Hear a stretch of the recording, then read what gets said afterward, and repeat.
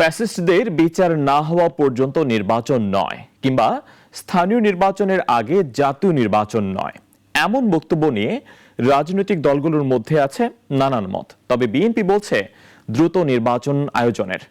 দলটির নেতারা নাগরিক টিভিকে বলেন, রাজনৈতিক দলগুলো নিজেদের স্বার্থেই সময় নিতে চাইছে।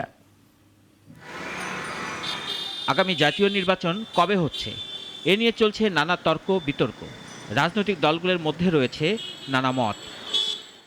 গণ অভ্যুত্থানে নেতৃত্ব দানকারী ছাত্রদের নতুন সংগঠন এনসিপির পক্ষ থেকে বলা হচ্ছে, ফ্যাসিস্টদের বিচারের আগে কোনো নির্বাচন না। আবার জামায়াত সহ কিছু রাজনৈতিক দল আগে স্থানীয় নির্বাচনের পক্ষে। তবে এ বিষয়গুলো বিএনপি কিভাবে দেখছে?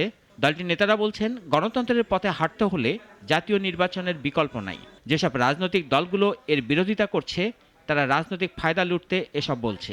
নির্বাচন যে ডিসেম্বরে বা তারপরে যাচ্ছে, এর প্রধান কারণ হলো আমরা যেটা বুঝি যে ছাত্রদেরকে সময় দেওয়া, যাতে করে তারা একটি দল তাদের দলটা গুছোতে পারে।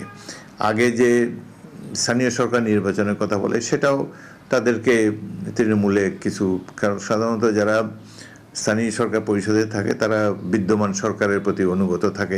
নাগরিক টিভিকে দলটির নেতারা বলেন, নির্বাচন দেরি হলে গণতন্ত্র উত্তরণের পথ দেরি হবে, দেশে অস্থিরতা বাড়বে, স্বৈরাচারের দোসররা চক্রান্তের নানা সুযোগ পাবে। তো অতীতের সেই কর্মকাণ্ডেরই, অতীতের সেই গণতন্ত্রহীনতার বা অতীতের সেই অপরাজনীতির পদধ্বনি আমরা শুনতে পাচ্ছি এইসব কর্মকাণ্ডের মাধ্যমে।